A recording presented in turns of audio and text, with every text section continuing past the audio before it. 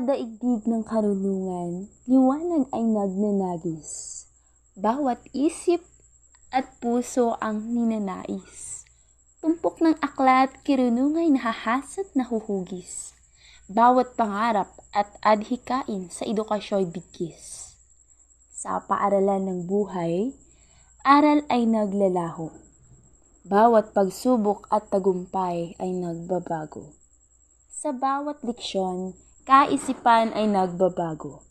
Edukasyo'y nagbubukas pinto kahit nino. Kapit araw, sipag at siyaga'y inihahandog. Edukasyon ay ang lakas at nagpapatundig.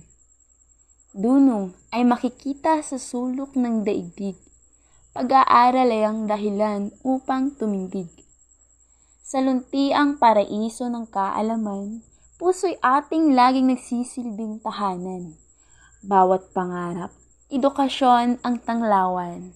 Paaralan ay nagbibigay karanasan.